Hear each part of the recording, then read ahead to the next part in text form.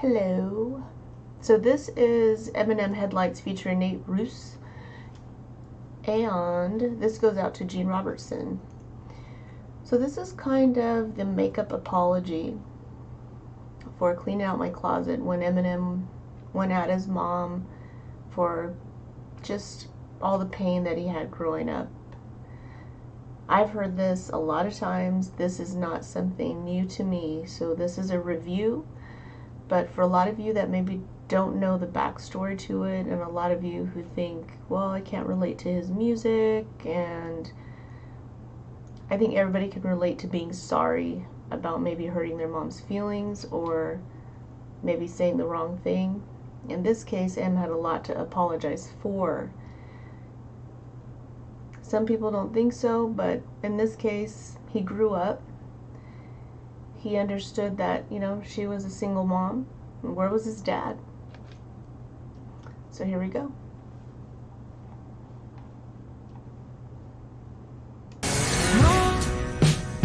I know I let you down, and though you say the days are happy, why is the power off? And I'm fucked up in mind. I know he's not around, but don't you place the blame on me as you pour yourself another drink. I went in head first, never thinking about who, what I said, perp, and what verse. My mom probably got it the worst, the brunt of it, but as stubborn as we are. Did I take it too far, cleaning out my closet and all them other songs? But regardless, I don't hate you, cause mom, you're still beautiful to me, cause you're my mom. Though far be it from you to be calm, my house was Vietnam, Desert Storm, and both of us put together could form an atomic bomb. So all we see is somebody driving up to Eminem's house. I'm not sure if he still lives in this house. From what I know, he's moved. He may have said that. It may be just hearsay. Maybe he moved then moved back. I don't know. But we see somebody driving to his residence, and the lyrics quite deep and meaningful, and you see a lot of the old video from Cleaning Out My Closet where he was bearing his soul. So, and he doesn't play that song anymore in concerts. When he does his concerts, he doesn't play Cleaning Out My Closet, and he even says he cringes when he hears it on the radio. So it's pretty major, I think. Equivalent to chemical warfare, and forever we could drag this on and on, but agree to disagree. That gift from me up under the Christmas tree don't mean shit to me. You're kicking me out, it's switching degrees and it's Christmas Eve. Little prick, just leave. Ma, let me grab my fucking coat. Anything to have each other's goat, while we always at each other's throats. Especially when dad, he fucked us both. We're in the same fucking boat. You'd think that'd make us close. Nope. Further away it drove us, but together headlights shine and car full of belongings. Still got a ways to go. Back to grandma's house, it's straight up the road. And I was the man of the house, the oldest, so my shoulders carried the weight of the load. Then Nate got taken away by the state at 8 years old, and that's when I realized you were sick and it wasn't fixable or changeable. And to this day we've remained estranged, and I hate it though, but I guess we are who we are. Headlights shining in the dark night I drive on. Maybe we took this too far.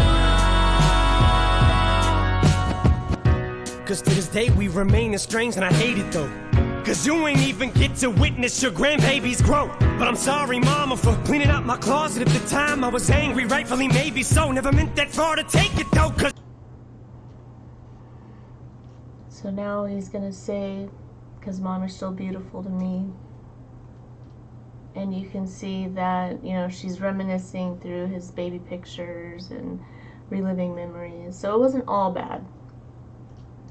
Even in some of the worst situations, and a lot of people that are victimized and survivors of things, they don't really remember a lot of the good, or maybe they do. I'm just speaking from my own standpoint. Everything gets lumped together, and if you're lucky, a lot of it gets erased. But if you're one of those rare people that you do remember a lot and you get to hold on to some of the really good memories, that's really cool.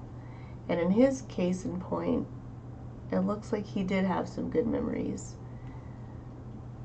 So the fact that he can think back and say, yeah, where was my dad? And he talks about that a lot throughout his music career. He was always that person that was hoping that his dad would walk through the door. It never happened. And so he is a super dad, you know, tries to be the best dad that he can be. Not just for Haley, but also for his niece, whom he adopted, and also for his other daughter, who happens to be and kind of like an extra, I don't want to say extramarital relationship on the part of Kim, but it kind of is. He went ahead and adopted her as well, and those are his daughters, and that's all there is to it, and that's how he feels. But biologically, Haley is completely his daughter.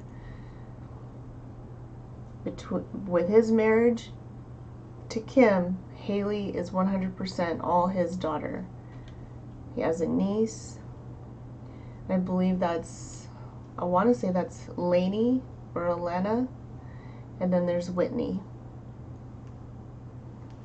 I mean, for a man who the industry loves to hate on, for the LGBT community to always bash on, for the women groups to come out and say, you know, he's a misogynist, he's this, he's that, he's a woman beater, and blah, blah, blah, with really zero credibility, he managed to raise some really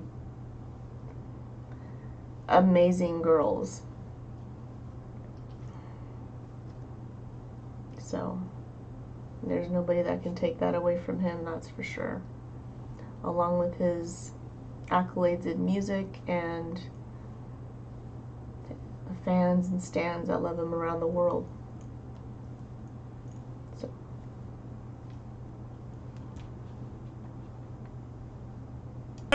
Now I know it's not your fault, and I'm not making jokes. That song I no longer play, it shows, and I cringe every time it's on the radio.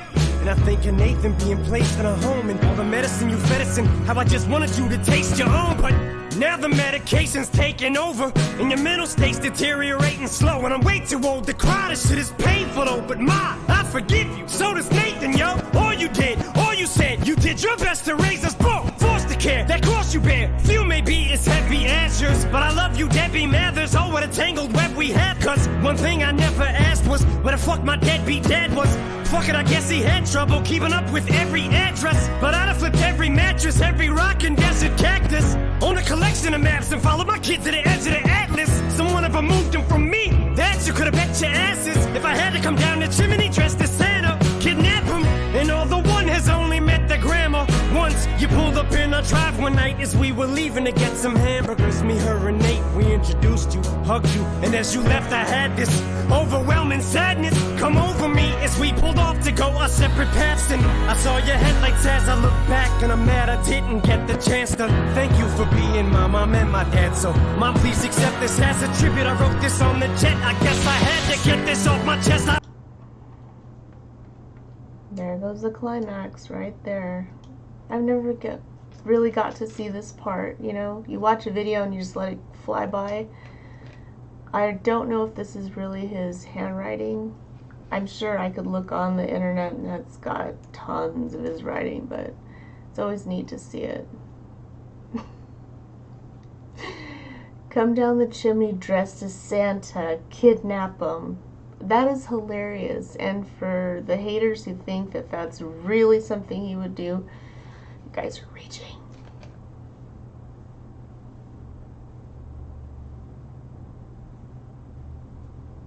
You just gotta love a funny rapper, and he is quite humorous.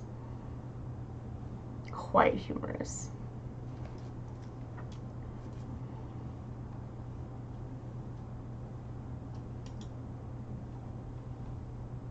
Off my chest, I hope I get the chance to lay it for him dead. The stewardess said to fasten my seatbelt, I guess we're crashing.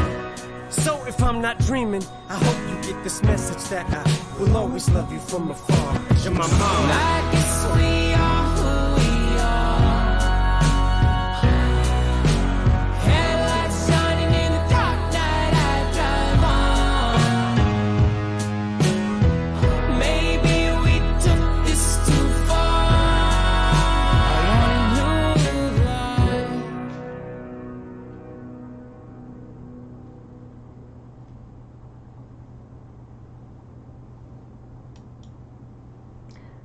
Super duper dope.